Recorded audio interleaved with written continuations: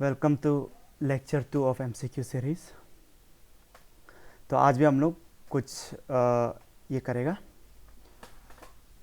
Question solve करेगा। ठीक है, कल हम लोग पॉलिटी के ऊपर सॉल्व किया था। ठीक है, पॉलिटी सॉल्व किया था and general geography and Indian geography के ऊपर में क्वेश्चन सॉल्व किया था ना। तो आज हम लोग आर्ट एंड कल्चर से शुरू करेंगे। ठीक है, ओके।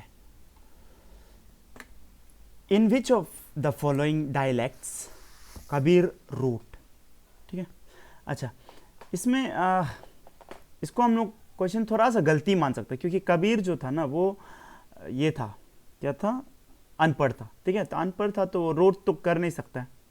ठीक है, रोट तो नहीं होना चाहिए। ठीक है, सो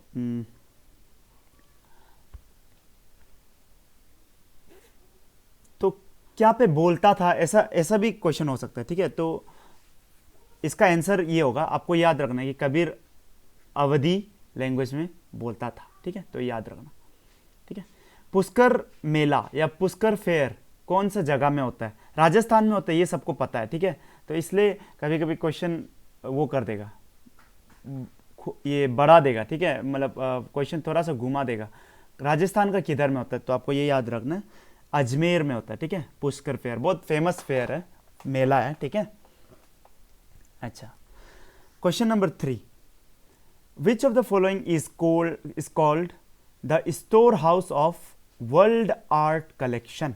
ठीक है, तो ये सब सिंपल सिंपल छोटा छोटा क्वेश्चन है, इसमें याद करने की ज़्यादा चीज़ है। ठीक है, तो इसमें हम कुछ उतना बताने के लिए कुछ है नहीं उतना। ठीक है, तो इसका सीधा सा आंसर ये होगा, सलारजंग म्यूजियम। ठीक है, हैदराबाद में है सलारजंग म्यूजियम। ठीक है, इसको बोलता है store house of world art collection. ठीक है, ये इंडिया का शायद 3rd लार्जेस्ट म्यूजियम।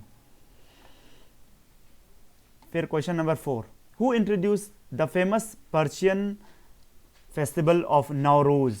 ठीक है, तो आपको याद रखना है, गियासुद्दीन बलबन नवरोज जो फेस्टिवल है, पर्शियन फेस्टिवल है, उसको इंट्रोड्यूस किया था। ठीक है, ये आप लोग अगर हिस्ट्री में पढ़ा होने, हिस्ट्री में अगर आप लोग थोड़ा ध्यान दिया होने से ये ऐसा टाइप का क्वेश्चन आप लोग का सॉल्व हो जाएगा। ठीक है, नवरोज कौन दिया था, याद रखना, ये बार बार क्वेश्चन पूछता है, तो इसको याद रखना कि बलबन। ठीक है, which of the following is famous Assamese festival? Makar Sankranti, Ugadi, Onam, Rongali, Bihu. तो ऑब्वियसली बिहू, सबको पता है ये बात। ठीक है, which language is spoken by the people of Lakshadweep? Lakshadweep किधर में है ये जानने से आप लोग को पता चल जाएगा। देखो यहाँ पे केरला है ना, यहाँ पे ना लक्षद्वीप। ठीक है, तो बहुत चांसेस यही है कि यहीं से गया होगा ना, लोग यहीं से गया होगा। तो केरला में क्या कौन सा भाषा बोला जाता है? मलयालम। तो लक्षद्वीप में भी ज़्यादातर मलयालम है। ठीक है, सिंपल। ओके, नेक्स्ट है 17, in which state is religious Ganesh Chaturthi celebrated with क्रिस्तो? ये तो आप लोग को पता होना चाहिए। ठीक है, आप लोग फिल्म भी देखते रहता है, टीवी भी देखते रहता है, तो देखा ही होगा, देवा श्री गणेशा बोल के एक गाना है ना, तो वो तो गणेश का गाना है वो। ठीक है, तो वो महाराष्ट्र में ऑब्वियसली। ठीक है, सिंपल सा question. Which of the following language has been given the status of classical language by central government? तो क्या क्या होगा इसका? देखो क्लासिकल लैंग्वेज कितना है इंडिया में? 6 है, आप लोग को याद रखना है। ठीक है, 6। ऑब्वियसली फर्स्ट संस्कृत तो होना ही पड़ेगा। ठीक है, संस्कृत तो होना ही पड़ेगा, सिंपल। ठीक है, और 4 साउदर्न जो स्टेट है ना, 4। ठीक है, तमिलनाडु का तमिल, ठीक है, केरला का मलयालम, फिर कौन है, आंध्र प्रदेश का तेलुगु, और क्या है, कर्नाटका का कन्नड़। ठीक है, ये 4 प्लस संस्कृत और एक बच गया ओडिया। ठीक है, तो ये 6 क्लासिकल लैंग्वेज है, याद करना। ठीक है, तो इसका आंसर तमिल मलयालम दोनों होना चाहिए, ये क्वेश्चन गलती है मतलब। ठीक है, इसमें 2 आंसर आ गया। ठीक है, ओके, सो क्वेश्चन नंबर 9, रथ यात्रा एट पुरी। पुरी में जो रथ यात्रा जाता है, ठीक है, वो किसका, कौन सा भगवान का नाम पे होता है? लॉर्ड जगन्नाथ। ठीक है, आपको पता ही होगा। एक ब्लैक कलर का एक वो है ना, एक बड़ा सा मूर्ति है, तो उसके ऊपर में रथ यात्रा जाता है, तो वही ब्लैक जो मूर्ति है ना वो जगन्नाथ भगवान का है, ठीक है। फिर 10, the most popular festival in Tamil Nadu is, कौन सा है आप लोग बताओ, इजी है, बहुत सिंपल सा क्वेश्चन है, क्या होगा, पोंगल, ठीक है, पोंगल, सिंपल, ठीक है। फिर क्वेश्चन ये है, पपेटी, पपेटी इज द फेस्टिवल ऑफ कौन सा, जैन, सिख, पारसीज, बुद्धिस्ट, कौन सा, तो आंसर होगा पारसीज, ठीक है, याद करने वाला चीज है, कुछ नहीं, ठीक है। क्वेश्चन नंबर 12, ठीक है, ये सब हमको नहीं आता है, ठीक है, ये सब बिल्कुल नहीं आता है, ठीक है, हम देख के बताया, ठीक है, आप लोग को ये सब क्वेश्चन हम आर्यन से कलेक्ट किया, ठीक है। अच्छा, तो देखो आज सुबह ही एक स्टूडेंट ने, दोस्त है, ठीक है, वो हमको बोल रहा था कि आप तो इस बार तो पास होगा ही होगा ना, ऐसा कुछ बोल रहा था, पास हो ही जाएगा होगा ना, तो हम वही बोले, देखो मेरा पॉलिटी स्ट्रॉन्ग है एंड जियोग्राफी स्ट्रॉन्ग है एंड साइंस स्ट्रॉन्ग है, ठीक है, लेकिन देखो बात ये कि हम कंसेप्चुअली स्ट्रॉन्ग है, लेकिन फैक्चुअल अगर कुछ क्वेश्चन पूछ देगा तो हम भी मार खा सकता है, ठीक है। तो ऐसा मतलब हम यही बोल रहे हैं कि देखो क्वेश्चन लक भी बहुत मैटर करता है, ठीक है, आप लोग ये नहीं सोचना कि सिर्फ आप मेहनत करने से भी हो जाएगा, नहीं, ज़रूरी नहीं है।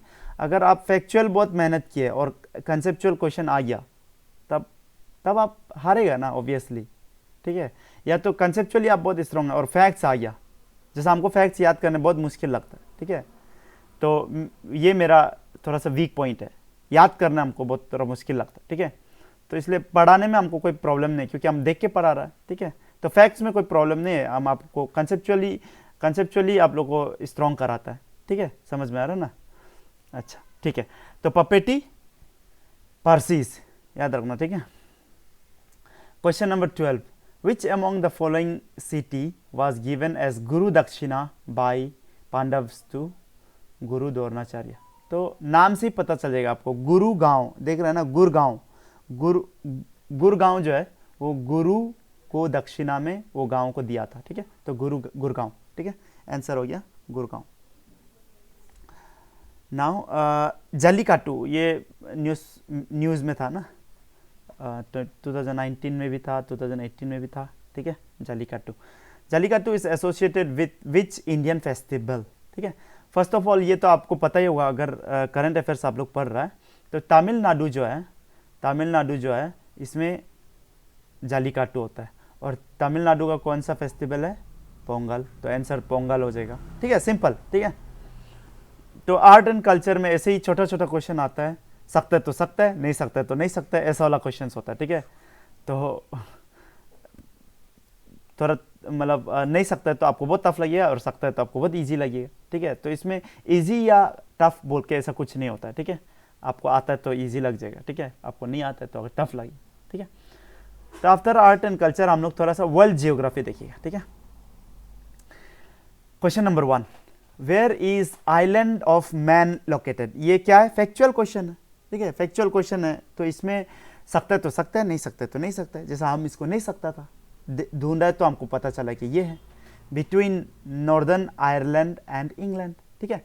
तो ये जो फैक्चुअल जो क्वेश्चन होता है ना, ये आपका मेमोरी सिर्फ चेक कर रहा है, ठीक है, इसमें कोई इंटेलिजेंस का बात ही नहीं, तो हम जब इसलिए देखो यूपीएससी का क्वेश्चन आप देखिएगा ना, थोड़ा सा आप लोगों को चेक करता है, इंटेलिजेंस चेक करता है, ठीक है, लेकिन एपीसीएस में आपको कभी कभी बहुत सारा फैक्चुअल क्वेश्चंस दे देता है जो एक्चुअली में आपका मेमोरी चेक कर रहा है, ठीक है। तो island of Man located in कहाँ, नॉर्दर्न आयरलैंड और इंग्लैंड, तो इंग्लैंड आयरलैंड किधर में आप लोगों को मैप देख लेना है, ठीक है, ये डेनमार्क है, फिर ये स्कैंडिनेवियन कंट्रीज है, ठीक है, अब हम यूरोप को बना रहा है, ठीक है, यहाँ पे यूके है ना, यहाँ पे इंग्लैंड, वेल्स, ये लोग यहाँ पे है ना, तो आयरलैंड और ये क्या बोलता है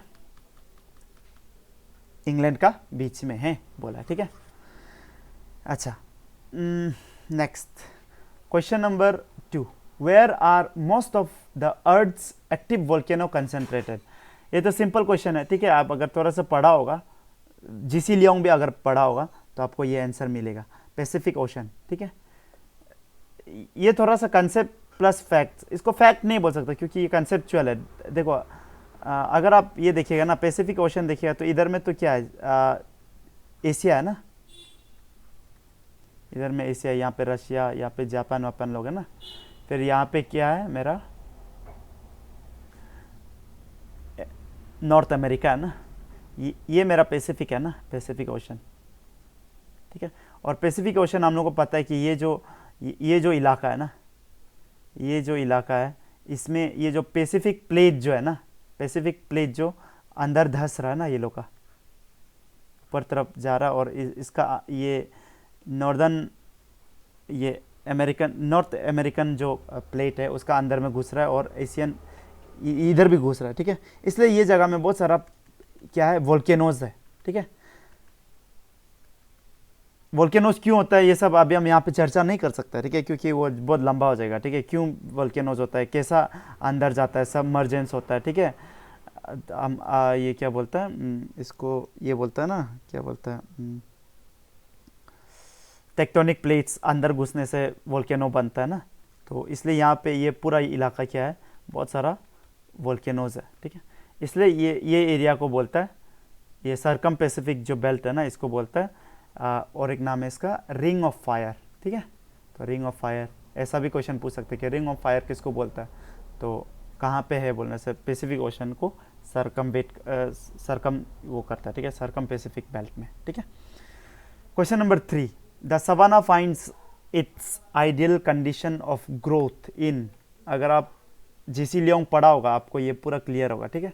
savanna finds its ideal conditions of growth in, option number 1 mild and humid climate नहीं होगा। सवाना में आप देखा ही होगा, जब ये क्या बोलता है, आप डिस्कवरी चैनल जब खोलता है ना तो क्या होता है, लायन, टाइगर, ऐसा बहुत दिखता है ना, क्या होता है, पेड़ होता है और बहुत दूर तक पेड़ नहीं होता है, ग्रासेस होता है, ठीक है। और बहुत दूर बाद क्या होता है, पेड़ होता है, पेड़ कभी कभी बीच बीच में होता है, ठीक है। ये जो जगह है ऐसा होता है ना सवाना, ठीक है। अच्छा तो ह्यूमिड क्लाइमेट में तो ऐसा होगा नहीं, ठीक है। ह्यूमिड क्लाइमेट मतलब क्या है, पानी है, ठीक है, पानी है होने से तो ऐसा नहीं होगा, ज़्यादा ट्री होगा। जैसे इक्वेटोरियल बेल्ट में आप लोग को जब हम लोग पढ़ता है, ये इक्वेटोरियल बेल्ट में क्या होता है, ये इलाका में इसमें पानी ज़्यादा है, इसलिए फॉरेस्ट ज़्यादा है, ठीक है, समझ में आ रहा है ना, इक्वेटोरियल फॉरेस्ट ज़्यादा है, तो ये तो नहीं होगा। Dry summer and wet winter नहीं होगा, ऐसा नहीं होता है, ठीक है। Hot humid climate with long dry season, समझ में आ रहा है ना, लॉन्ग ड्राई सीजन, ये जो इंपॉर्टेंट है सवाना के लिए, ठीक है। बहुत लॉन्ग ड्राई सीजन होने से क्या होगा, तब जाके देखो, और ये जो हॉट ह्यूमिड क्लाइमेट है ना, ये जो शॉर्ट होता है, ठीक है, ये यहाँ पे मेंशन नहीं है लेकिन आप लोग मेंशन कर लो, ठीक है। लॉन्ग ड्राई सीजन होना बहुत जरूरी है, ठीक है, okay. Question number 4, where is Lake Superior, obviously कहाँ, यूएसए ना, आपको पता ही है, ठीक है, यूएसए। लेक सुपीरियर कहाँ पे है, यूएसए, ओके। देखो ग्रेट लेक्स बोलता है ना, ग्रेट लेक्स में क्या क्या आता है, सुपीरियर, मिचिगन, ये Huron, Ontario, Superior, Michigan, Huron, Erie and Ontario, ठीक है। तो इसको ऐसा यही फैशन में याद करेगा, ठीक है, SM हियो बोल के, क्योंकि ये जो ही साउथ में, ये वेस्ट में है एंड ओंटारियो ईस्ट में, ठीक है। तो ये थोड़ा सा आप याद कर लेना, SM हियो, ठीक है, HEO, तो ऐसा है ग्रेट लेक्स, ठीक है, वेस्ट टू ईस्ट फैशन में ऐसा है, ठीक है, याद कर लेना USA में।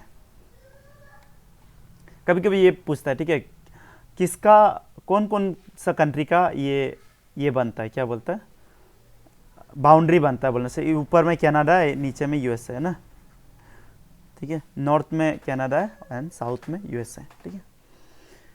Question number 5, which of the following rivers flow in Germany? Factual question, ठीक है, जानता है तो जानता है, नहीं जानता तो नहीं जानता है। अगर आप मैप अच्छा से करते हैं तो आपको बहुत इजी से याद होगा। डेन्यूब, ठीक है, डेन्यूबे भी बोलता है, ठीक है, प्रॉपर नाउन है तो आप डेन्यूब भी बोलो, डेन्यूबे भी बोलो, कुछ भी बोलो, ठीक है, ठीक है ना। वोल्गा कहाँ पे है? रशिया में। थेम्स कहाँ पे? थेम्स कहाँ पे? अगर आप हिस्ट्री पढ़ा होगा तो आपको क्लियर होगा, ठीक है, मॉडर्न हिस्ट्री में इसका बहुत जिक्र है, ठीक है, ये यूके में है थेम्स, ठीक है। गंगा और थेम्स को कंपेयर किया था कोई एक बड़ा हिस्टोरियन, ठीक है, गंगा से वेल्थ लेके थेम्स में डाल दिया, ऐसा बोल रहा था ना, मतलब इन ए वे ये बोल रहा था कि इंडिया से वेल्थ लेके यूके में डाल दिया, ऐसा टाइप का, ठीक है, ओके। और ये SEINE सेने, ठीक है, सेन बोलेगा ना सेने बोलेगा, आप लोग देख लो, क्योंकि फ्रांस का है, ठीक है, वो लोग का प्रोनाउंसिएशन बहुत अजीब होता है, ठीक है, सा भी बोल रहा हो सकता है, क्या मालूम, ठीक है, फ्रांस प्रोनाउंसिएशन में आप लोग सा ऐसा टाइप वाला बहुत आता है ना, ठीक है। Question number 6, what is the longest mountain range? ये तो आप लोग को पता होना चाहिए, ठीक है। देखो ये मेरा इक्वेटर है, ठीक है, इक्वेटर है।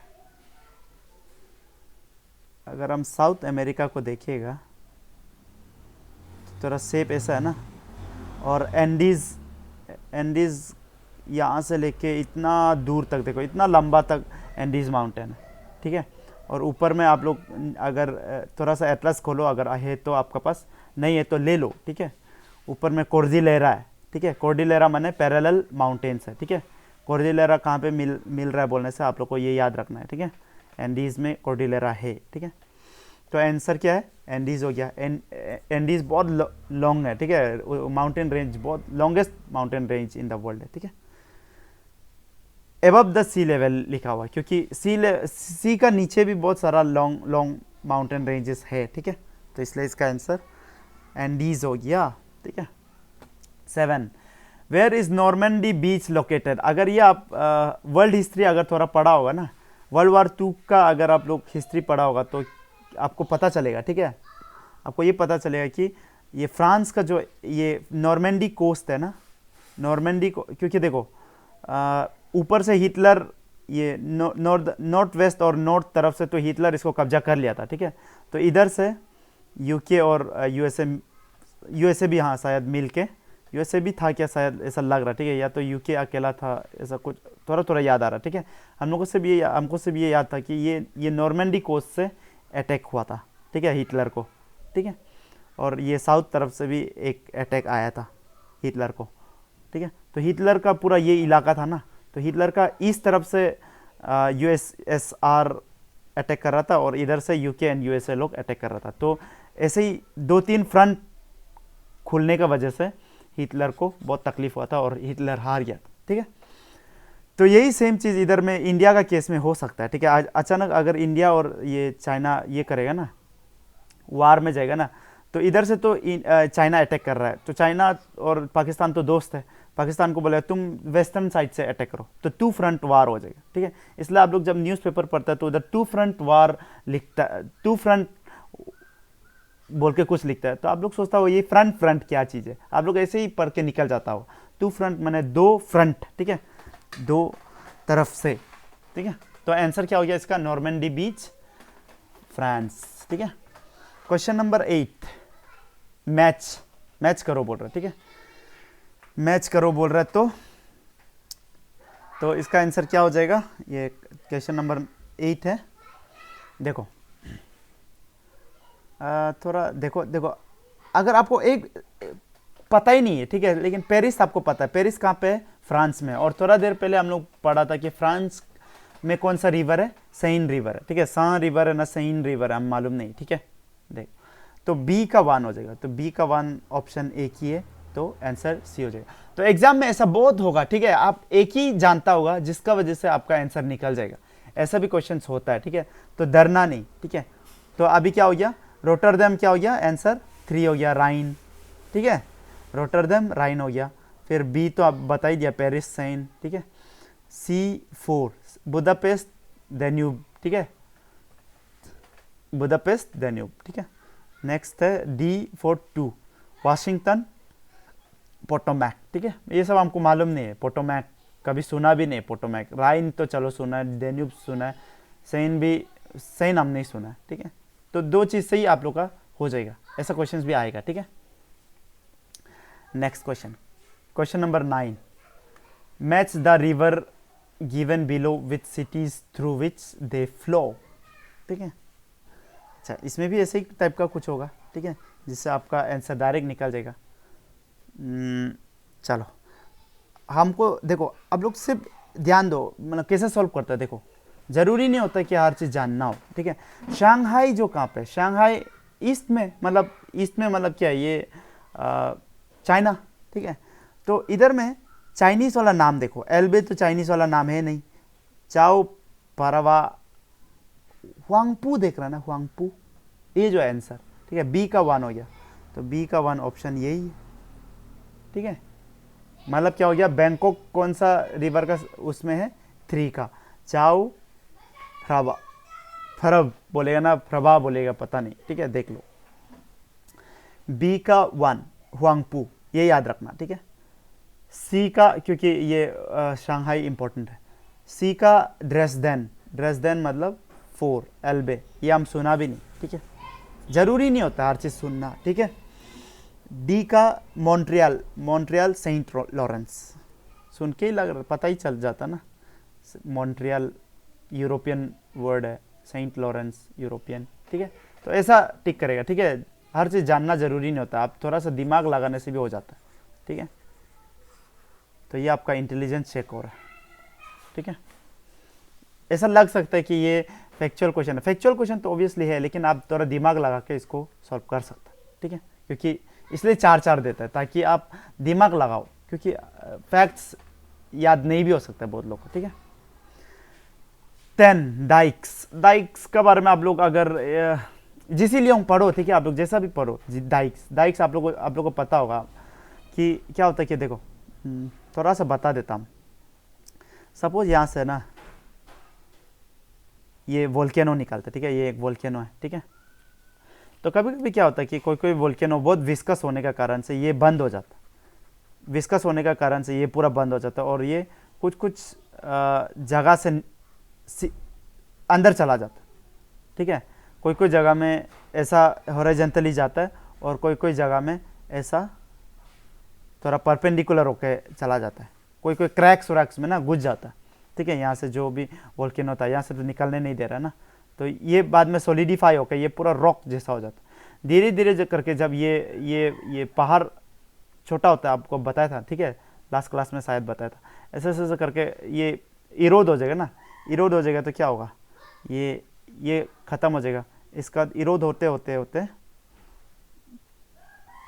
इरोड होते होते होते सपोज ये बाहर निकल गया, ठीक है, और पहाड़ इतना छोटा हो गया, तो ये क्या हो गया, इसको बोलता है डाइक्स, ठीक है। डाइक्स क्या है, परपेंडिकुलर, ये सॉलिडिफाइड मैग्मा है, ठीक है। तो ये कहाँ पे होता है, ये पूछ रहा है, ठीक है। तो आपको याद रखना है हॉलैंड में होता है, ठीक है, हॉलैंड में डाइक्स बहुत मिलता है, बहुत ज़्यादा मिलता है, ठीक है। आपको डाइक्स देखना है तो गूगल करो, ठीक है थोड़ा। क्वेश्चन नंबर 11, कोलोराडो, बहुत सिंपल क्वेश्चन है, ठीक है, ये मतलब इतना बहुत बार पूछा है कि आपको तो याद हो ही जाना चाहिए, ठीक है। ग्रैंड कैनियन कहाँ पे है, कोलोराडो में, याद रखना, ठीक है, सिंपल क्वेश्चन, ठीक है, फैक्चुअल है ये भी, ठीक है। Where is ground zero, ground zero क्या है पहले बताओ, तभी जाके ग्राउंड जीरो कहाँ पे पता चलेगा। आप लोगों को पता होगा ओसामा बिन लादेन जब ये इसको फाड़ा था, ये वर्ल्ड ट्रेड सेंटर को, ठीक है, तो वर्ल्ड ट्रेड सेंटर को फाड़ा था, तो ये इलाका को, ये जगह को ग्राउंड जीरो नाम दे दिया, ग्राउंड जीरो। तो वर्ल्ड ट्रेड सेंटर कहाँ पे है आपको पता होना, न्यूयॉर्क था, ठीक है, अभी भी है, ठीक है। तो न्यूयॉर्क आंसर हो जाएगा, ठीक है। ग्राउंड जीरो, ग्राउंड जीरो का असली मीनिंग ये होता है, असली मीनिंग हम बताएगा। देखो जब भी न्यूक्लियर टेस्ट होता है ना, जब भी न्यूक्लियर टेस्ट होता है तो ये जो ज़मीन का बहुत नीचे में टेस्ट करता है, ठीक है। टेस्ट करने से क्या होता है कि ज़मीन को बहुत नीचे करने से क्या होता है कि यहाँ से जो भी ये क्या डिस्ट्रक्शन है वो यहाँ तक मतलब वो नहीं होने के लिए, ठीक है। तो जो जगह में वो ये किया ना, ये न्यूक्लियर टेस्ट किया ना, तो उसका एग्जैक्टली ये ऊपर में एपिसेंटर में, ठीक है, इसको बोलते हैं ग्राउंड जीरो, ठीक है। तो ये वर्ल्ड ट्रेड सेंटर का ये जो जगह है इसको ग्राउंड जीरो नाम दे दिया था लोगों ने, ठीक है। Question number 13, which 2 countries are connected by under water tunnel. Under water tunnel कौन कौन सा वो है, कौन कौन सा कंट्री कनेक्ट करता है? France and Germany. देखो फ्रांस और फ्रांस एंड इंग्लैंड, इंग्लैंड यहाँ पे, फ्रांस यहाँ पे, ठीक है, बीच में ये है आपका समंदर, ठीक है। तो अंडर वाटर टनल इसलिए तो अंडर वाटर ये वर्ड को देख के आप समझ जाना चाहिए, ठीक है, कि या तो ये फ्रांस एंड इंग्लैंड होगा या तो फ्रांस एंड ये होगा, ठीक है। ओके, इंग्लैंड और बेल्जियम क्यों नहीं होगा? क्योंकि बेल्जियम से कोई नाता ही नहीं, ठीक है। आप लोग थोड़ा हिस्ट्री आप लोग का ठीक होने से, फ्रांस और इंग्लैंड तो पहले से दोस्ती भी था, ठीक है, अभी भी बहुत दोस्ती है, ठीक है। तो आंसर ये हो जाएगा, ठीक है। तो हर चीज़ को कनेक्ट करके करने से आपका ये भी सॉल्व हो जाता है, ठीक है। Question number 14, deepest trenches, Mariana trench कहाँ पे बोल रहा है? ऑब्वियसली कहाँ पे? Pacific ocean. आपको कभी कभी पूछ देता है, ठीक है, क्या बोलता है कि इंडियन ओशन में सबसे डीपेस्ट ट्रेंच क्या है? ट्रेंच क्या है आप लोगों को पता होना है, ठीक है। ट्रेंच क्या है? देखो अभी यहाँ पे हम फिर बताने जाएगा तो बहुत लंबा हो जाएगा। ट्रेंचेस क्या है? डीपेस्ट पॉइंट है ना, आप लोग ये पढ़ो, ठीक है, ये जियोग्राफी पढ़ो अच्छा से, ठीक है, उसमें पता चलेगा। ये जब अंदर जाता है ना, एक प्लेट का अंदर जाता है, तो ये जो डीपेस्ट पॉइंट जो बनता है इसको बोलते हैं ट्रेंचेस, ठीक है। ओके, तो मैरियाना ट्रेंच कहाँ पे है? Pacific ocean. और इंडियन ओशन में सबसे डीपेस्ट पॉइंट क्या है? सुंडा ट्रेंच, याद रखना, ठीक है, SUNDA सुंडा ट्रेंच, ठीक है, trench. Question number 15, which country is world's largest archipelagos? ठीक है, आर्चिपेलागोस मतलब क्या आप लोगों को पता है? आर्चिपेलागोस माना ग्रुप ऑफ आइलैंड, ठीक है, ग्रुप ऑफ आइलैंड, ठीक है। तो इसका आंसर क्या हो जाएगा? इंडोनेशिया। इंडोनेशिया में तो ना 17,000 से ज़्यादा ये है आइलैंड्स है, ठीक है। तो इसका आंसर ये हो जाएगा इंडोनेशिया, ठीक है। Question number 16, which one of the following part of world does not receive rainfall any time of the year? ठीक है, अच्छा, जहाँ कहाँ पे बारिश ही नहीं होता है ऐसा पूछ रहा है। सेंट्रल यूरोप में बारिश होता है, ठीक है, सेंट्रल यूरोप में बारिश होता है, ऑब्वियसली जर्मनी ये सब इलाका में बारिश होता ही है ना। सेंट्रल नॉर्थ अमेरिका ऑब्वियसली बारिश होता है, ठीक है, ये USA में बारिश होता है, ठीक है। पोलर रीजन, सब सहारन, बहुत लोग इसको मार के आएगा हमको पता है, लेकिन वो रॉन्ग है, ठीक है।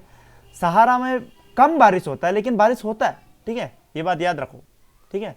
पोलर रीजन में आपका बारिश नहीं होता, ठीक है। क्यों नहीं होता है? इसका पीछे रीजन है, ठीक है। क्या रीजन है? अच्छा, इसको तो फिर से आप लोगों को जियोग्राफी पढ़ाना होगा। आपको पता होगा, देखो 7 प्रेशर बेल्ट्स, इधर लो प्रेशर बेल्ट है, फिर हाई प्रेशर होता है, फिर लो प्रेशर होता है, फिर हाई प्रेशर होता है यहाँ पे। तो और हाई प्रेशर में क्या होता है? लो प्रेशर में जब भी जमीन में लो प्रेशर होगा हवा ऊपर जाता है, और जब भी जहाँ भी हाई प्रेशर होगा उधर में हवा नीचे जाता है। तो ये पोलर रीजन में हवा ऊपर से नीचे आता है, ठीक है। ऊपर से नीचे आने का कारण क्या होगा? जब भी हवा ऊपर से नीचे आएगा तब क्लाउड नहीं बनता। क्लाउड कब बनता है? जब हवा ऊपर नीचे से ऊपर जाता है ना, जितना ऊपर जाएगा ठंडा होता जाएगा, इसलिए ठंडा होता जाएगा तो क्या होता जाएगा? कंडेंसेशन होते जाएगा। कंडेंसेशन होते जाएगा तो क्या हो जाएगा? आपका क्लाउड बनेगा। तो ये तो कब होता है? जब हवा ऊपर जाता है ना, ठीक है। ये सब कंसेप्ट आपका क्लियर होना, ठीक है, बहुत क्लियर होना है ये बात, ठीक है। ये फिजिकल जियोग्राफी का पार्ट है। तो पोलर रीजन में तो हवा ऊपर से नीचे आता है तो क्या होगा? क्लाउड नहीं बनेगा एंड नो रेनफॉल, ठीक है, simple. Question number 17, which one of the following is the highest gravity dam in the world? चलो, ये तो देखो एक बात बता रहा है। एक डैम सोचो तो, आप लोग इमेजिन करो एक डैम है, ठीक है, एक डैम है, ठीक है, यहाँ पे पूरा पानी है, ये रिजर्वायर है। ऐसा सोचो कि यहाँ पे गोविंदा जो ना, एक्टर वाला गोविंदा, एक बकरा को लेके फेंक दिया नीचे, ठीक है,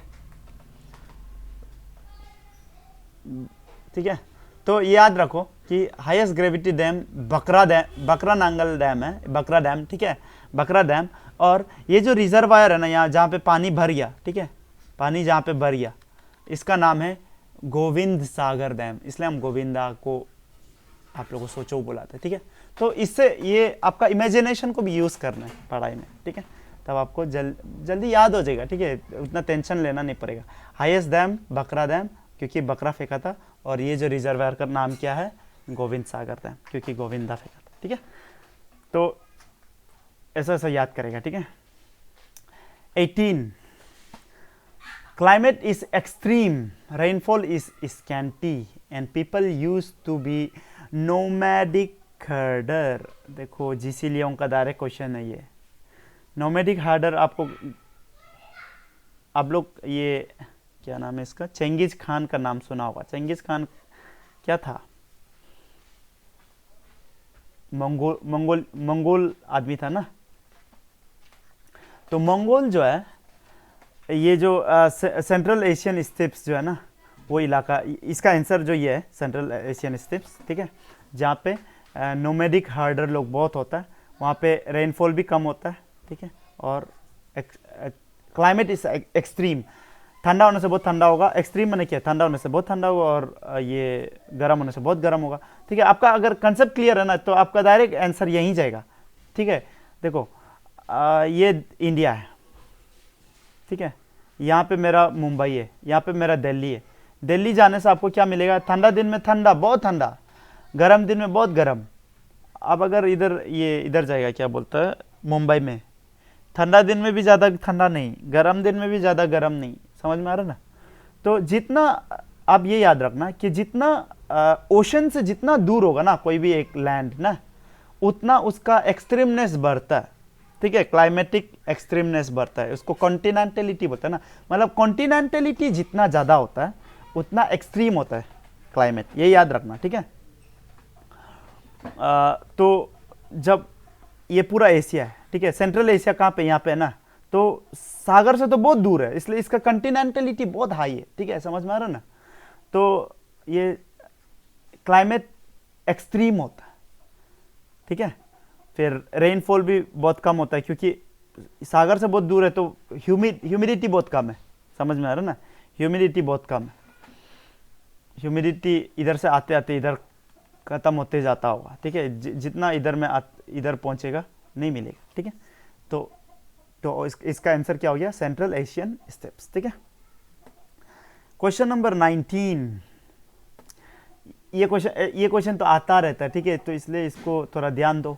टाइफून, अच्छा रॉन्गली मैच्ड बोला, ठीक है, कौन सा रॉन्गली मैच्ड है उसको आपको बोलना है। तो टाइफून वाला तो राइट है, ठीक है, टाइफून, ये साइक्लोन को टाइफून बोलता है ना, चाइना सी में, ठीक है, चाइना सी में।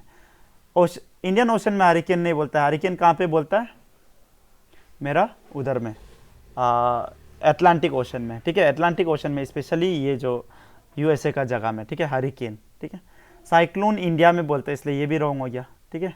वेस्ट इंडीज़ ये जो इलाका है ना, इसमें इसको ये हरिकेन बोलता है, ठीक है। वेस्ट इंडीज़ वो जो इलाका है ना, यूएसए वेस्ट इंडीज़ वो सामने सामने, तो वो अटलांटिक ओशन में, तो ये दोनों को उल्टा कर दिया, मतलब ये फ्लिप कर दिया, ठीक है।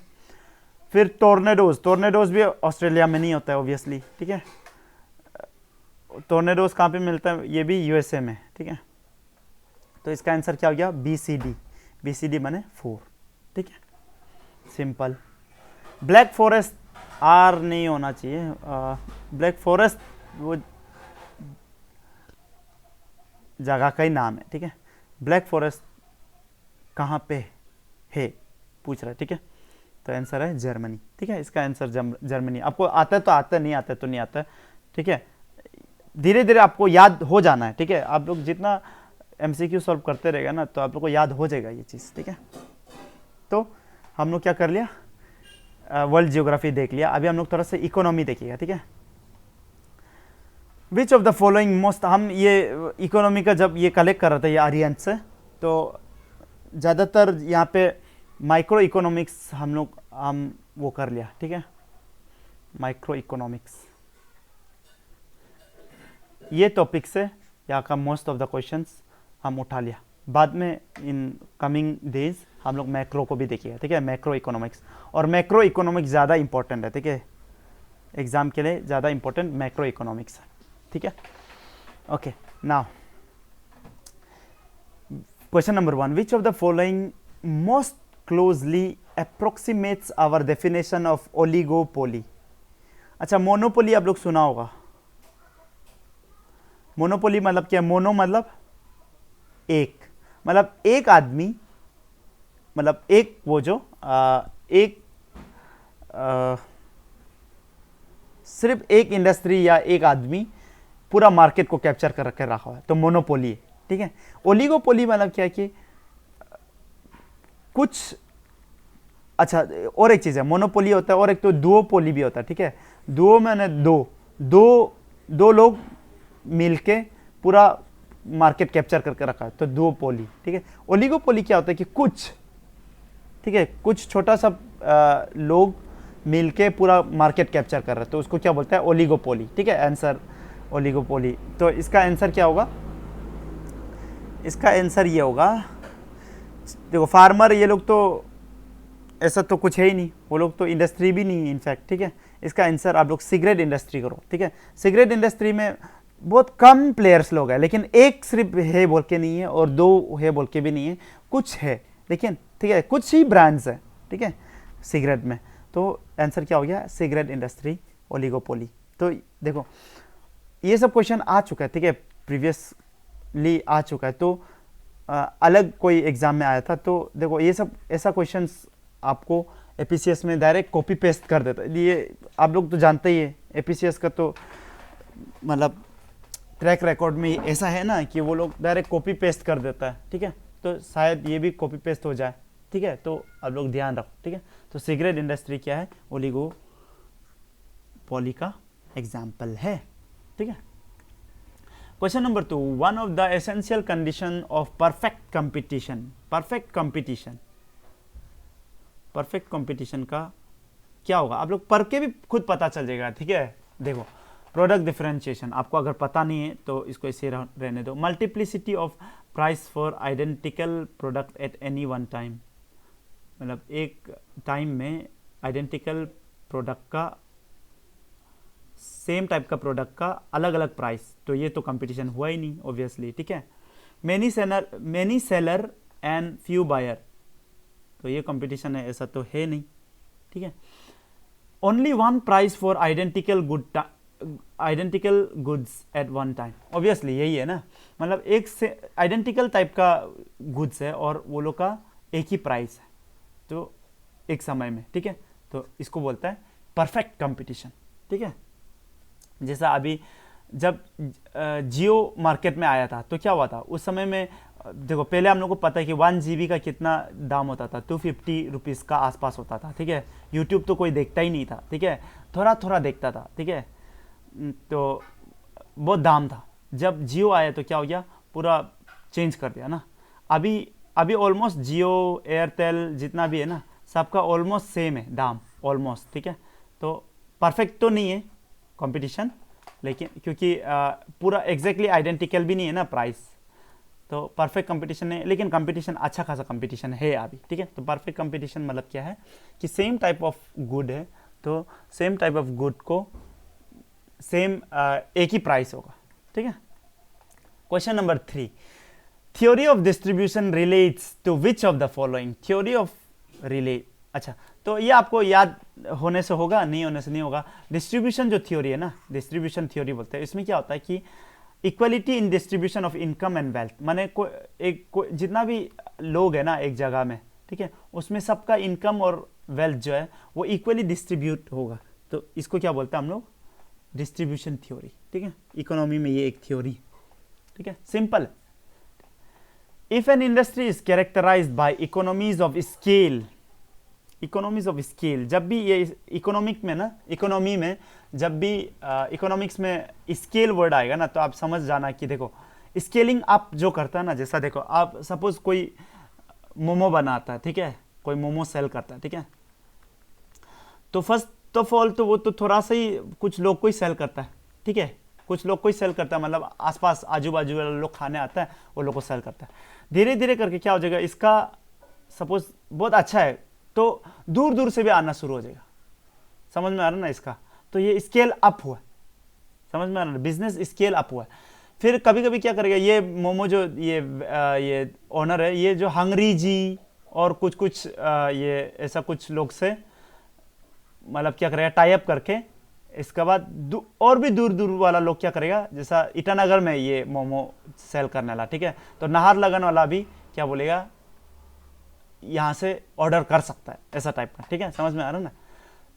ऐसा तो नहीं होता होगा लेकिन आप जस्ट एग्जांपल दे रहे हैं, ठीक है, इसको असली मत सोचो, ठीक है। अच्छा, तो कोई भी इंडस्ट्री का स्केल, इकोनॉमीज ऑफ स्केल कब होता है, जब long run unit cost of production decrease, अच्छा इसका डिक्रीज एज क्वांटिटी, अच्छा इसको याद करो, ठीक है, आप लोग थोड़ा सा कुछ कुछ चीज याद करना होता है, ठीक है। Long run unit cost of production decreases, ठीक है, as the quantity the firm produce increases. देखो ये तो होता ही है, ठीक है, इसलिए कोई भी ये इंडस्ट्री स्केलिंग अप का बारे में इसलिए ही सोचता है, ठीक है। देखो सपोज ये आप एक बर्तन लिया, ये मोमो वाला जो बर्तन लिया, ठीक है, आप सिर्फ 5 ही मोमो बनाया, ठीक है, एक बर्तन में, ठीक है, तो आप सिर्फ 5 ही सेल कर पाएगा, ठीक है कि नहीं। लेकिन आप यहाँ पे इन्वेस्टमेंट क्या क्या किया, आप आटा वाटा में तो किया है, ये मोमो में जितना भी इन्वेस्टमेंट था वो तो किया ही है, साथ में ये बर्तन को भी तो किया आप, समझ में आ रहा ना, तो ये बर्तन का भी कॉस्ट है, ठीक है। लेकिन आप यही सेम बर्तन में अगर 10 कर दिया, 10 मोमो बनाए हैं, तो देखो क्या हो रहा है, तो बर्तन का तो कॉस्ट वही का वही है ना, है कि नहीं, बर्तन का कॉस्ट तो वही का वही है ही है, ठीक है। मैंने सेम कॉस्ट ऑफ ये सेम बर्तन में आप ज्यादा मोमो बनाए, मतलब क्या आपका प्रॉफिट ज्यादा हो, समझ में आ रहा है ना। तो ऐसा होता है कि जितना भी तुम क्वांटिटी बढ़ाएगा ना कोई भी इंडस्ट्री या फैक्ट्री, ठीक है, तो उसका ये यूनिट कॉस्ट ऑफ प्रोडक्शन कम हो जाता है, मतलब हर एक मोमो बनाने का ये प्रोडक्शन कम हो गया, क्योंकि इसमें ये प्राइस जो कम हो गया, क्योंकि इसमें ये जो हम लोग बर्तन लिए उसका भी तो ऐड होगा ना, ठीक है। तो याद रखो जब भी स्केलिंग अप या ऐसा कुछ होगा तो उसमें क्या होगा, यूनिट कॉस्ट ऑफ प्रोडक्शन जो होता है वो लॉन्ग रन में धीरे धीरे करके एज क्वांटिटी इंक्रीजेस तो unit cost of production decrease होता है, ये याद रखिएगा, ठीक है, सिंपल है। Movement along the same demand curve, अच्छा इसमें तो आप लोगों को थोड़ा सा डिमांड कर्व के बारे में थोड़ा सा आइडिया देना पड़ेगा, तब जाके आप लोग को पता समझ में आएगा, ठीक है। थोड़ा सा डिमांड कर्व देख लो, बहुत सिंपल है, ठीक है, आप लोग टेंशन नहीं लेना।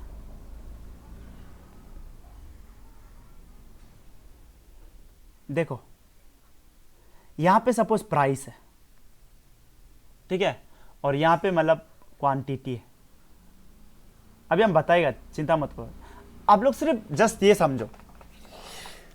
आप लोग देखा होगा जब जो भी चीज का प्राइस ज्यादा होता है ना उसका डिमांड कम हो जाता है, देखा ना, तो ये क्वांटिटी माने डिमांड, ठीक है। अगर प्राइस कम होगा तो डिमांड भी कम होता है, समझ में आ रहा ना, सॉरी, अगर प्राइस ज्यादा होता है तब डिमांड कम होता है, मतलब अगर प्राइस ज्यादा है तो डिमांड कम होगा, सपोज ये पॉइंट, ठीक है, प्राइस क्योंकि इधर ज्यादा है तो डिमांड कम होगा। वही चीज का अगर प्राइस कम कर दिया ना, इसलिए डिस्काउंट इतना दिखाता क्यों है, क्योंकि ऐसा सेंस देता है कि प्राइस कम हो गया, ठीक है। जैसा अभी बिग बिलियन डेज ऐसा कुछ होता है ना, फ्लिपकार्ट ये सब में क्या करता है, प्राइस कम करता है, मतलब क्या है कि प्राइस कम हो जाने से फिर उसका डिमांड बढ़ जाता है, ठीक है। तो प्राइस कम हो गया तो डिमांड, देखो पहले में जब प्राइस इतना था तो डिमांड इधर था, समझ में आ रहा है ना, प्राइस इतना ज़्यादा था तो डिमांड कम था, जब प्राइस कम हो गया तो क्या हो गया डिमांड ज़्यादा हो गया, ज़्यादा लोग खरीदना, इतना हो गया डिमांड, ठीक है, समझ में आ रहा है ना। ऑब्वियसली ऐसा होता है, ठीक है, फ़ोन का दाम कम हो जाने से क्या हो जाता है, डिमांड बढ़ जाता है, है कि नहीं। तो और प्राइस कम हो गया तो क्या हो गया, डिमांड और बढ़ गया। ये तो नेचुरल है ना, सिंपल है। तो ये जो है ये कर्व जो ऐसा हो जाएगा, तो इसको बोलता है डिमांड कर्व। सिंपल है, ठीक है। हम क्या बोला, आप लोग समझ में आ गया होगा, ठीक है। क्या बोला है, जब भी प्राइस ये होता है, प्राइस घटता है तो डिमांड बढ़ता है, ठीक है। ये आपको समझ में आ गया। अच्छा, इतना तक क्लियर है ना। इतना तक जब क्लियर है, अभी हम आपको कुछ बताएगा, ध्यान से सुनेगा। हाँ,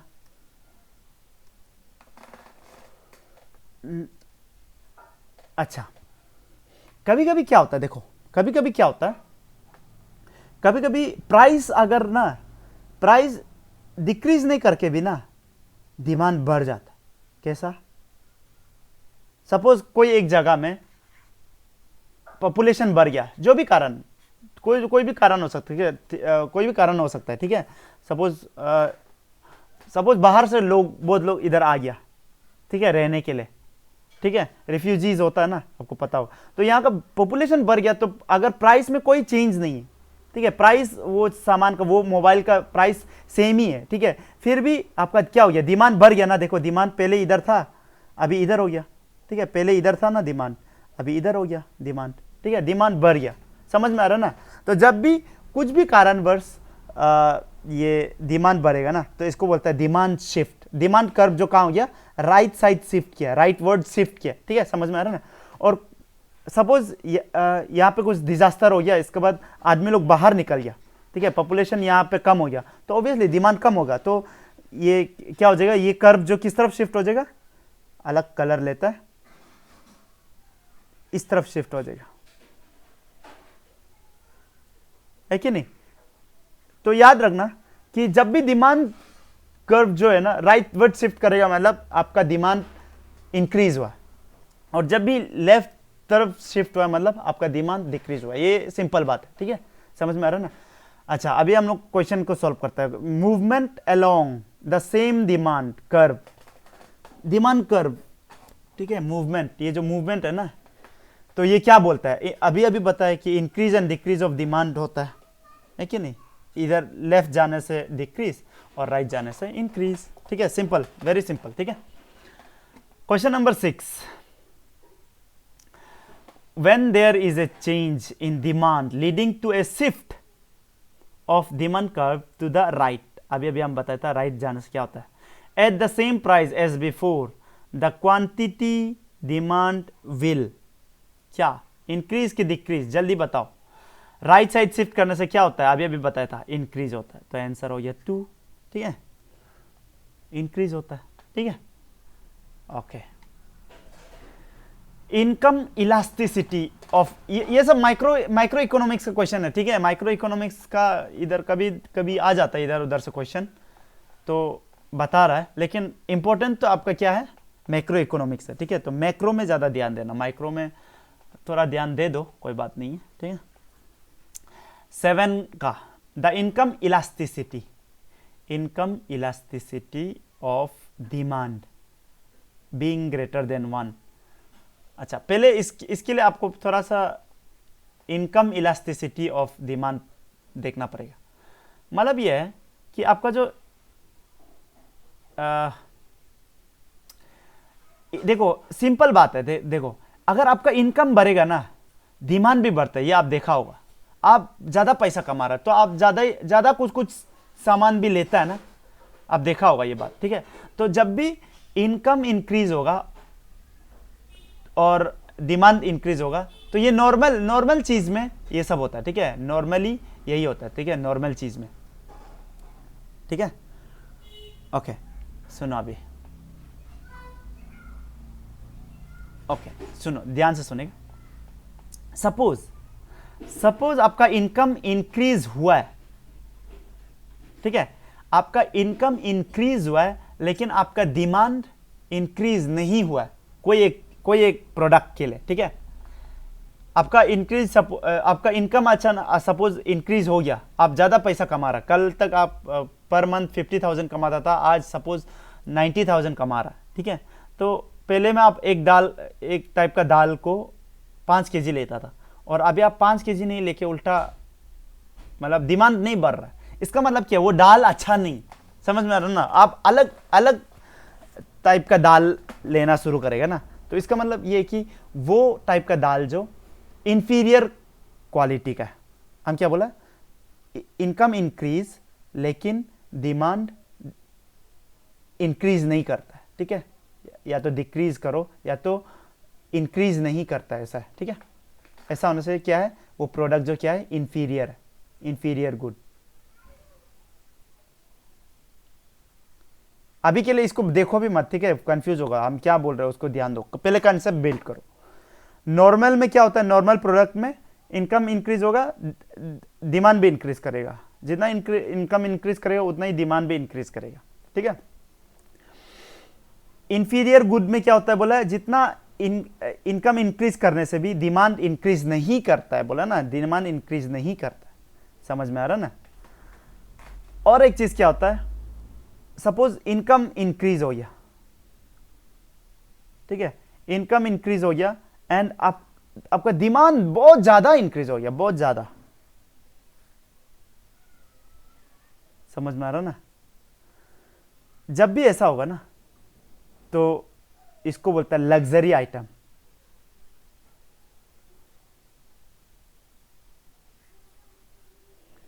ठीक है। आपका इनकम बहुत ज़्यादा बढ़ जाने से आपका क्या हो जाता है, वो लग्जरी आइटम का डिमांड बहुत ज़्यादा बढ़ जाता है, ठीक है। ये सिंपल बात है, ये तो सिंपल बात है ना। आप आपके पास ज़्यादा पैसा हो गया तो आप क्या करेगा, आप ये मारुति कार में थोड़ी घूमेगा, आप फॉर्च्यूनर लेके घूमेगा, समझ में आ रहा है ना। तो लग्जरी आइटम, ठीक है। अच्छा, अभी अभी हम ये 3 चीज़ समझ गया ना, अभी हम आपको एक चीज़ बताएगा, ठीक है, ध्यान से सुनेगा, कंसेप्ट बिल्डिंग पार्ट चल रहा है इसलिए ध्यान से सुनना। अभी देखो, ये इनकम इलास्टिसिटी ऑफ डिमांड क्या होता है, ये पहले देखो। इनकम इलास्टिसिटी ई लिखिएगा, ठीक है। इनकम इलास्टिसिटी ऑफ डिमांड क्या होता है, डिमांड बाय इनकम, मैंने बाय एग्जैक्टली नहीं होता है, ठीक है, हम जस्ट आपको समझाने के लिए बोल रहे हैं, ठीक है। डिमांड बाय डेल्टा, माने ये ट्राइंगल माने डेल्टा, डेल्टा माने चेंज, ठीक है, चेंज, ये चेंज इन ये डिमांड ना, और इधर में क्या है, इनकम, ठीक है। अभी सुनो, अभी मैथ्स बोल रहा है बोल के टेंशन मत हो, ठीक है, कुछ भी टेंशन होने जरूरी नहीं है, बहुत इजी है। इलास्टिसिटी मतलब डी बाई इनकम, ठीक है, डिमांड बाय इनकम। एग्जैक्टली ऐसा नहीं है, परसेंटेज चेंज इन डिमांड होता है एक्चुअली में, लेकिन आपको समझाने के लिए हम ऐसा लिख रहे हैं, ठीक है। अभी देखो, ये दोनों केस को अभी हम देखिएगा, ठीक है। इधर में क्या हो रहा है, इनकम तो बढ़ रहा है, ये नीचे वाला बढ़ रहा है, इनकम तो बढ़ रहा है, लेकिन डिमांड नहीं बढ़ रहा ना, ये डिमांड नहीं बढ़ रहा है कि नहीं। अच्छा, अभी आप हमको बताओ 2/5 और 2/7 से कौन बड़ा है, ठीक है। 2/5 और 2/7 से कौन बड़ा है, जल्दी बताओ। बहुत लोग इसको बोल रहा होगा, जो इसको बोला है वो रॉन्ग है, ठीक है। जितना नीचे बड़ा होता है उतना कम होता है, उल्टा, ठीक है। जैसा मैंने डिवाइड हो रहा है, समझ में आ रहा है ना, जैसा ये देखो, ये है, ठीक है, 1/2 माने 1 को 2 भाग किए, माने 1/2 हो गया ना, ये 1 को 2 भाग किए, ठीक है। अभी यही चीज को अगर हम 1/3 करेगा तो 3 भाग करेगा, है कि नहीं, तो ये 1/3 हो गया ना, तो ये एक पार्ट जो क्या हो गया, 1/3 हो गया, ठीक है। तो 1/3 और 1/2 में कौन बड़ा है, ऑब्वियसली 1/3 छोटा है ना, और 1/2 बड़ा है ना, ठीक है। तो आप लोग को ये समझ में आना है कि जब भी ऊपर सेम होता है, न्यूमरेटर में सेम होता है और नीचे अलग होता है, तो नीचे में जिसका बड़ा होता है वही वो पूरा चीज जो उल्टा क्या हो जाता है, छोटा हो जाता है, क्योंकि डिवीजन ज्यादा हो रहा है, समझ में आ रहा है ना, डिवीजन ज्यादा हो रहा है तो चीज जो छोटा हो जाएगा, ठीक है। अभी देखो इधर में elasticity is equal to D/I लिख दिया ना, डिमांड बाय इनकम। इनकम बढ़ रहा है, नीचे वाला बढ़ रहा है, ऊपर वाला चेंज नहीं हो रहा है, तो क्या होगा, तो ये ई क्या हो जाएगा, कम हो जाएगा ना, इंफीरियर गुड का बारे में बात कर रहा है, ठीक है। तो ये याद रखो कि आ, क्या बोलता है इसमें, इलास्टिसिटी में ना, इंफीरियर गुड्स में आपका इनकम ऑफ इलास्टिसिटी कम होता है, ये याद रखो। अगर किसी को समझ में नहीं आ रहा तो ये सब टॉपिक छोड़ दो, ठीक है, लेकिन हम तो बहुत सिंपल से बताने कोशिश कर रहे हैं, ठीक है। तो अगर बहुत कम है तो इंफीरियर है। अगर अच्छा, ये केस में हम ये बोला था ना कि अच्छा, लग्जरी आइटम में क्या बोला, इनकम बढ़ रहा है लेकिन डिमांड और भी ज्यादा बढ़ रहा है, ठीक है, जिसका वजह से क्या हो जाएगा, ऊपर वाला बहुत बढ़ रहा है, नीचे वाला बहुत छोटा हो रहा है। इसका मतलब क्या है, बहुत ज्यादा हो जाएगा ना, ये इलास्टिसिटी जो बहुत ज्यादा हो जाएगा। समझ में आ रहा है ना। तो जब भी इलास्टिसिटी ग्रेटर देन 1 होता है ना, देखो जब भी ऐसा फ्रैक्शन में होता है तो वो जो ग्रेटर देन 1 है, मतलब क्या है, ऊपर वाला जो बड़ा है कि नहीं। ऑब्वियसली 10/5 ऊपर वाला बड़ा है ना, तो 10/5 क्या होता है, 2 होता है ना, तो 1 से बड़ा है ना। तो ऊपर ये न्यूमरेटर जब भी ऊपर वाला जब भी बड़ा होगा, ठीक है, नीचे से, तो वो 1 से बड़ा होता है। तो इसका मतलब क्या है, ये केस में डिमांड बड़ा है, ठीक है, डिमांड ज़्यादा बड़ा है तो लग्जरी आइटम है। इसका आंसर हो जाएगा लग्जरी आइटम, ठीक है। 7 का ये आंसर हो जाएगा लग्जरी आइटम, ठीक है। अभी आपको एक चीज़ याद करने दे रहा है, ठीक है, आप लोग याद कर लो।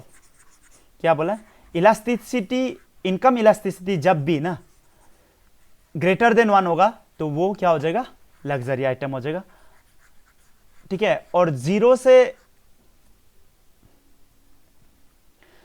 से लेके 1 का बीच में होगा ना, 1 से बड़ा हो जाने से तो चलो क्या हो गया, लग्जरी आइटम हो गया।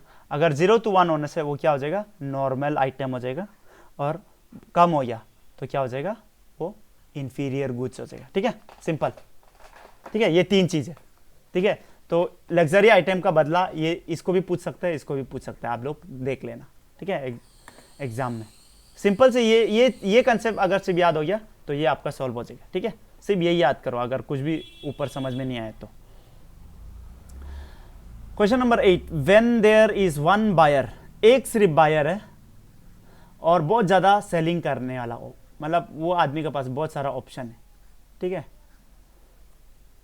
देन सिचुएशन इज कॉल्ड, क्या बोलता है ये सिचुएशन को पूछ रहा, ठीक है,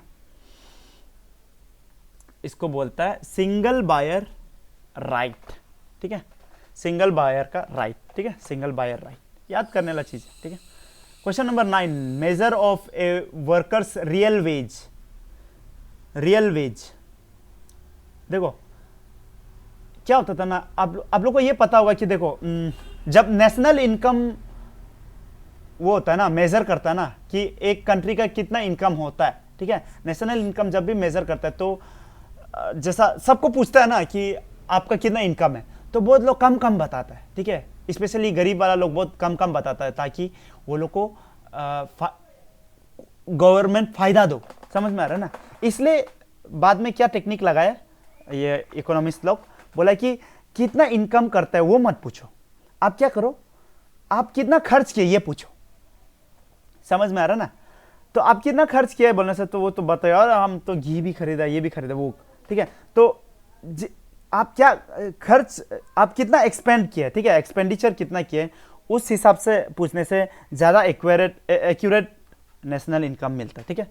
तो इसका आंसर क्या हो जाएगा, purchasing power of his earning, ठीक है, इसका आंसर हो जाएगा परचेजिंग पावर, वो कितना परचेज कर सकता है, ठीक है, वो जो है उसका रियल वेज, ठीक है। क्वेश्चन नंबर 10, एवरेज रेवेन्यू, याद करने वाला चीज है, ठीक है, कंसेप्ट है एक्चुअली, लेकिन याद होने से भी हो जाएगा, ठीक है। एवरेज रेवेन्यू मतलब क्या है, रेवेन्यू मीनिंग पहले समझो, ठीक है, मतलब हर एक सामान का कितना रेवेन्यू मिलता है, ठीक है, कितना रेवेन्यू मिलता है, तो वही है एवरेज, ठीक है। तो R/D, ठीक है, R by commodity minus C, ठीक है, revenue per unit of commodity sold, ठीक है। तो आंसर ये हो जाएगा सोल्ड, हाँ सोल्ड है, ठीक है, मैन्युफैक्चर्ड नहीं है, हाँ ओके।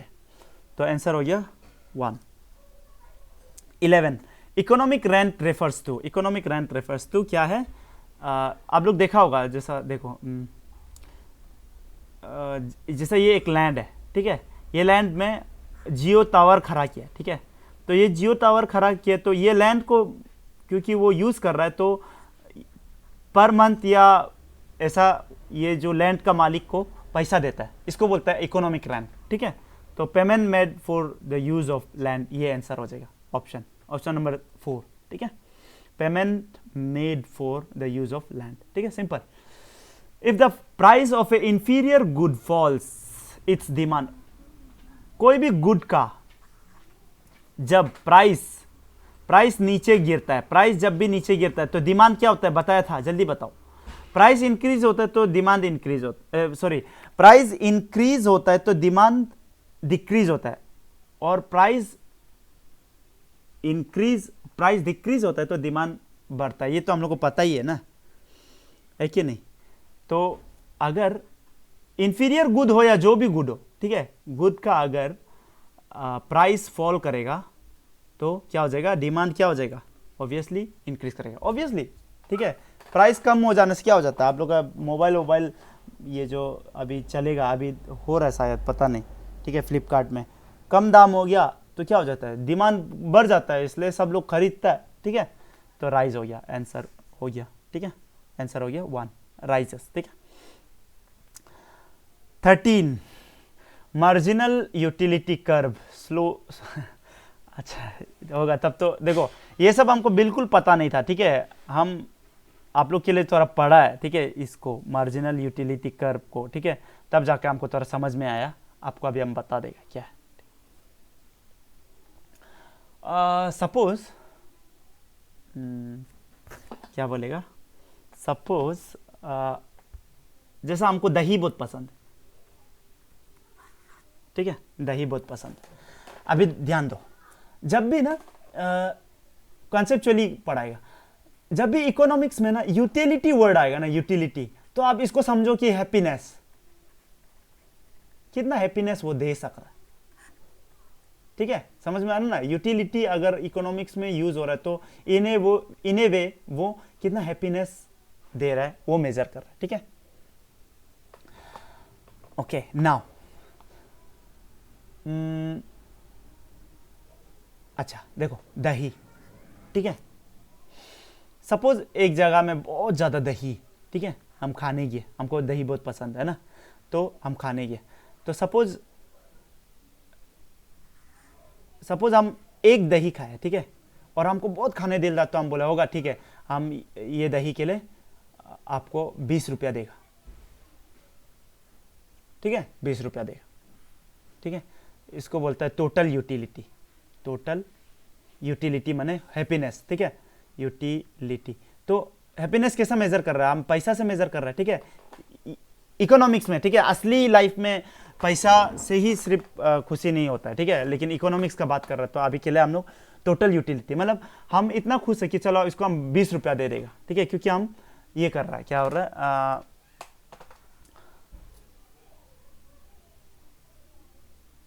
मतलब हम एक का 20 रुपया दिया, ठीक है।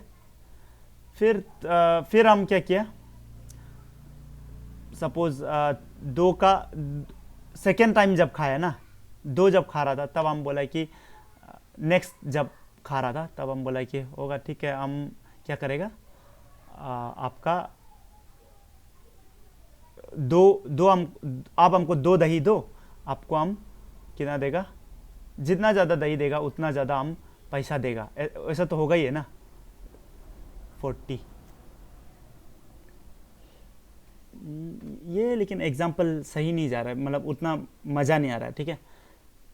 आप सिर्फ ये समझो, ठीक है, इसको हम अलग वे से बताएगा, ठीक है। देखो एक चीज़ होता है, देखिए, या तो एक ग्राफ बना के आप लोगों को समझाने से आप लोगों को और ज़्यादा क्लियर होगा, इसको छोड़ दो, अभी जो हम एग्जाम्पल दे रहा था, ठीक है। देखो ये बात तो क्लियर है, देखो हमको जितना भी दही पसंद हो, ठीक है, 1 खाने से हम खुश है, 2 खाने से ठीक है, 3 तक ठीक है, 4 तक भी चलो चलेगा, इसके बाद हम थोड़ा सा, मेरा हैप्पीनेस लेवल कम होते जाएगा ना, जितना ज़्यादा खाते जाएगा उतना फर्स्ट में तो थोड़ा बढ़ेगा खुशी, ठीक है। आया 3 खाया, 3 प्लेट, किसी को बहुत मज़ा आता है ये इसमें ना, ये गावरी मांसो खाने में, बहुत 3 प्लेट हम खाना खाया ऐसे बोलता था ना, तो जितना खाया उतना हैप्पीनेस तो बढ़ते जाएगा। लेकिन आप तीन प्लेट गावरी मांसो खाने के बाद फिर 4 प्लेट में फिर आपको थोड़ा सा वो मजा जो थोड़ा कम हो जाएगा। समझ में आ रहा ना? तो आपका यूटिलिटी जो है ना, यूटिलिटी वो चीज का वो थोड़ा कम हो जाएगा। जितना ज्यादा हो जाएगा ना उतना यूटिलिटी कम होता है, ये याद रखो, ठीक है। टोटल यूटिलिटी कम होता है, पहले याद रखो, टोटल यूटिलिटी कम होता है, ठीक है। अच्छा देखो, ऑब्वियसली और एक समय आप सपोज आपको गावरी मांसो बहुत पसंद है, तो 5 प्लेट का बाद तो आप 5 प्लेट आते आते आपको बोरिंग लग जाएगा। उल्टा यूटिलिटी, पहले तो यूटिलिटी थोड़ा बढ़ रहा था, इसके बाद थोड़ा सा स्लो डाउन हो गया, ठीक है। इतना में स्लो डाउन हो गया कि उतना मजा नहीं आ रहा है। लेकिन आप और ज्यादा खा लिया तो क्या हो गया, आपका यूटिलिटी उल्टा कम हो जाएगा। पहले बढ़ रहा था, अभी इसके बाद स्टेबिलाईज हो रहा था, इसके बाद कम हो जाता है। ये नियम है, ठीक है, हर चीज का नियम ये, ठीक है। इसका ग्राफ अगर देखिएगा तो ये यूटिलिटी है और ये वो जो है क्या बोलता है, जितना वो सामान जो कमोडिटी, ठीक है। तो कम था तो यूटिलिटी, जितना कमोडिटी बढ़ेगा उतना यूटिलिटी बढ़ता है ना। इसके बाद एक ऐसा समय आ जाता है कि ज़्यादा हो जाने से भी आपको बोरिंग ही लगता है, इसके बाद और ज़्यादा हो जाता है तो उल्टा ये कम हो जाता है, ठीक है। ये ग्राफ है, ठीक है, टोटल यूटिलिटी का ग्राफ है अभी। लेकिन ये क्वेश्चन में मार्जिनल यूटिलिटी बोल रहा है। मार्जिनल यूटिलिटी मतलब क्या है पहले आप लोग समझो। देखो, मार्जिनल मतलब जब भी इकोनॉमिक्स में मार्जिनल वर्ड यूज होगा ना, तो आप ये समझना है कि हर एक बार में कितना चेंज आया, ठीक है, हर एक बार में कितना चेंज आया। जैसा इससे इधर में कितना चेंज आया, देखो फर्स्ट में तो आपको बहुत मजा लगा ना, ठीक है। टोटल यूटिलिटी और मार्जिनल यूटिलिटी फर्स्ट में बहुत सेम होगा, ठीक है। इसको अभी के लिए इसको छोड़ो, ठीक है, फर्स्ट में सेम होगा, ठीक है। फिर नेक्स्ट खाने के बाद थोड़ा सा तभी खुश तो हुआ है, लेकिन थोड़ा कम खुश हुआ है ना, ये जो थोड़ा कम खुश हुआ है, तो इसलिए मार्जिनल ये यूटिलिटी जो होता है ना वो जो कम हो जाता है, ठीक है। अभी के लिए हम कंसेप्ट बता रहे हैं, बाद में हम कंसोलिडेट करेगा, चिंता मत करो। फिर इधर में और कम हो जाता है, इधर में तो और कम हो जाता है, और कम हो जाता है, ठीक है, एक एक में कम होते जाता है। समझ में आ रहा है ना? तो आपको एक ही चीज सिर्फ याद रखना है यहां पे,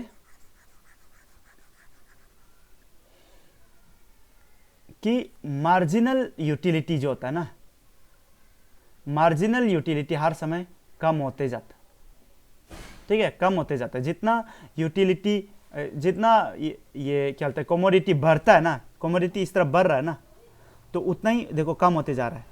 ये पॉइंट में कमोडिटी जब इतना कम था तो मार्जिनल यूटिलिटी इतना था, थोड़ा ज़्यादा ही था, और इधर चला गया, कमोडिटी बढ़ गया तो यूटिलिटी कम हो गया। देख रहा है ना, कम हो गया, देख रहा है ना। तो याद रखो कि ये दो ग्राफ याद रखो, मार्जिनल यूटिलिटी कम होते रहता है जितना कमोडिटी बढ़ता है, और टोटल यूटिलिटी क्या होता है, उसका कर्व ऐसा है, बढ़ता है फिर प्लेटू हो जाता है फिर कम हो जाता है, ठीक है। देखो थक गया आप लोगों को कंसेप्ट समझा के, ठीक है। ओके, 13 का 4, इनवर्स रिलेशनशिप बिटवीन, अभी जो हम बोला था, देखो inverse relationship between marginal utility and stock of commodity. Commodity और ये मार्जिनल यूटिलिटी क्या है, इनवर्स रिलेशनशिप है, माने एक कम होने से एक जो ज्यादा होगा और एक जो ज्यादा होने से एक जो कम होगा, ठीक है। वही हो रहा है ना, कमोडिटी बढ़ने से आपका बोरिंगनेस ज्यादा होते जाता है और हैप्पीनेस कम होते जाता है, वही है ना। तो इनवर्स हो रहा है, ठीक है। ओके, तो ये क्लियर है ना। 14, in equilibrium A perfectly competitive firm will equate, ठीक है, इक्वेट। तो ये थोड़ा याद करने वाला चीज है, इसका ऊपर में हम डील नहीं करेगा, ठीक है। आप ये याद कर लो कि जब भी इक्विलिब्रियम होगा ना, तो रेवेन्यू और कॉस्ट जो है ये दोनों का बीच में परफेक्ट ये कॉम्पिटिटिव ये होगा, ठीक है। ये परफेक्ट कॉम्पिटिटिव फर्म में ये दोनों सेम होगा, रेवेन्यू और कॉस्ट, ठीक है। रेवेन्यू मतलब ये होता है, आप समझ लो, सेलिंग करने के बाद कितना मिला है चीज, ठीक है, और मार्जिनल कॉस्ट तो कॉस्ट है, ठीक है। अभी के लिए अगर आपको ये कुछ समझ में नहीं आ रहा तो इसको ऐसा लगो छोड़ दो, लेकिन अभी के लिए ये याद रखो कि जब भी इक्विलिब्रियम वर्ड आएगा ना, तो आपको खुद समझ आना है कि मतलब इक्वली होगा, ठीक है। लेकिन आप ये नहीं सोचना कि प्रॉफिट और कॉस्ट इक्वल होना है, नहीं, रेवेन्यू और कॉस्ट इक्वल होता है, ये आपको यही कंसेप्ट पूछ रहा है एक्चुअली, ठीक है। 15 equilibrium is a condition that can, फिर इक्विलिब्रियम वाला क्वेश्चन, तो ऑब्वियसली क्या होगा, आप ये याद कर लो। देखो इक्विलिब्रियम कब होता है, वो देखो, change only if some internal factors change, मतलब ये एक तो फैक्ट्री है, उसके अंदर में कुछ वर्कर्स है, ठीक है, और इसका नंबर ऑफ वर्कर्स एक हो गया, फिर कितना पैसा इसका पास में है, ठीक है। बाहर से अगर कुछ चेंज हुआ है, ये लोग को परचेंज होगा, ये वो तो होता ही है, समझ में आ रहा है ना। बाहर से कुछ भी चेंज हो गया मतलब क्या, जैसा सपोज कोई गवर्नमेंट कुछ एक वो ला दिया, लॉ ला दिया कि आप ऐसा ऐसा चीज़ नहीं बना सकता है, तो बाहर और एक्सटर्नल वाला चीज़ तो कोई भी इंडस्ट्री को इम्पैक्ट करता ही है ऑब्वियसली, ठीक है। लेकिन यहाँ पे हम लोग क्या बोल रहा है, इक्विलिब्रियम मतलब क्या है कि अगर सिर्फ ये चेंज होता है, इंटरनल फैक्टर्स अगर चेंज होता है, जैसा वर्कर्स कोई हट गया, तो ऑब्वियसली इंटरनल फैक्टर चेंज हो रहा है ना, तो अगर ऐसा में सिर्फ चेंज होता है तब वो इक्विलिब्रियम में, समझ में आ रहा है, समझ में आ रहा है ना। तो ऐसा कोई फैक्ट मेरा पास कोई एग्जांपल नहीं है अभी जिससे मतलब एक्सटर्नल फैक्टर से कोई रिलेशन ही नहीं है, ऐसा वाला हमको तो अभी पता नहीं है, ठीक है, एग्जांपल। लेकिन आप ये याद करके रखो, इक्विलिब्रियम मतलब क्या है, चेंजेस ओनली क्या, if internal factors is changes. इतना इंपॉर्टेंट नहीं, ऐसा क्वेश्चन नहीं आना चाहिए मेरा हिसाब से, ठीक है। इंटरप्रेन्योरियल, ये स्पेलिंग गलती है, देख लेना। इंटरप्रेन्योरियल एबिलिटी क्या है पूछ रहा है, ठीक है, क्या है, कोई भी प्रोडक्शन में ना, कोई भी प्रोडक्शन का प्रोसेस को ऑर्गेनाइज कर सकने वाला एबिलिटी को क्या बोलता है, इंटरप्रेन्योरियल एबिलिटी, सिंपल, ठीक है। ट्रांसफर अर्निंग और अल्टरनेटिव कॉस्ट, ये सब अपॉर्चुनिटी कॉस्ट बोलता है, याद कर लो, ठीक है, उतना डेप्थ में नहीं जाएगा क्योंकि बहुत लंबा हो रहा है, ठीक है। ट्रांसफर अर्निंग और अल्टरनेटिव कॉस्ट को क्या बोलता है, अपॉर्चुनिटी कॉस्ट भी बोलते हैं, याद रखना, ठीक है, आ सकता है अचानक। ट्रांसफर अर्निंग मतलब अपॉर्चुनिटी कॉस्ट या alternative cost. Demand of commodity mainly depends on, simple, जल्दी बताओ, कोई भी सामान का डिमांड कब क्या के ऊपर डिपेंड करता है, ऑब्वियसली जितना आप खरीद सकते हैं उसके ऊपर ही तो डिपेंड करेगा, परचेजिंग पावर, आंसर हो गया 2, सिंपल, ठीक है, आप कितना खरीद सकते हैं उसके ऊपर में तो डिमांड डिपेंड करेगा ना। इक्विलिब्रियम प्राइस मींस, देखो इक्विलिब्रियम वाला 3 क्वेश्चन आ गया, ठीक है। इक्विलिब्रियम प्राइस मतलब ये होता है कि डिमांड और सप्लाई जब ना, प्राइस जो जब डिमांड और सप्लाई से डिटरमाइन होता है उसको बोलते हैं इक्विलिब्रियम प्राइस, ठीक है। Okay, last question, what is marginal when marginal utility is zero. हम थोड़ा देर पहले आप लोग को बताया है, ठीक है, मार्जिनल यूटिलिटी कब जीरो होता है। देखो मार्जिनल यूटिलिटी का हम बताया था कि जितना ये कमोडिटी ज़्यादा होता है उतना मार्जिनल यूटिलिटी कम होते जाता है, बोला ना, तो ये मार्जिनल यूटिलिटी, ठीक है, मार्जिनल यूटिलिटी कम होते जा रहा है, जितना ज़्यादा होता है, ठीक है, उतना कम होते जा रहा है, ठीक है। तो मार्जिनल यूटिलिटी जीरो कब हो रहा है, जीरो तभी हो रहा है जब कमोडिटी बहुत ज़्यादा है, समझ में आ रहा है ना, कमोडिटी बहुत ज़्यादा है, समझ में आ रहा है ना। तो क्या होता है, देखो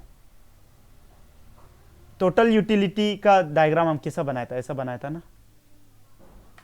था ना, टोटल यूटिलिटी और इधर में कमोडिटी, कमोडिटी जब ज़्यादा होता है तब टोटल यूटिलिटी कब होता है, टोटल यूटिलिटी क्या होता है, ज़्यादा में होता है कि नहीं, टोटल यूटिलिटी मैक्सिमम होता है, ठीक है।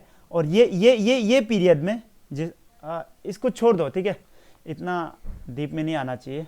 आपसे भी याद रखो कि जब ये तो आप समझ ही गया ऑब्वियसली, ठीक है, और ये नेगेटिव में भी जाता है, वो चीज़ अभी तक हम अभी डिस्कस नहीं किया है, ठीक है, बहुत लंबा हो जा रहा है, ठीक है। आप लोग अगर इकोनॉमिक्स में इंटरेस्ट है तो माइक्रो इकोनॉमिक्स आप लोग पढ़ लेना, ठीक है। मार्जिनल यूटिलिटी तब जीरो होता है जब टोटल यूटिलिटी मैक्सिमम होता है, ठीक है, ये याद रखना, ठीक है। आज के लिए हम लोग यहीं पे रखते हैं, ठीक है, आप लोग अच्छे से बैठो, खुशी रहो। टिल देन आप लोग पढ़ो अच्छा से अपना खुद, ठीक है। God bless you.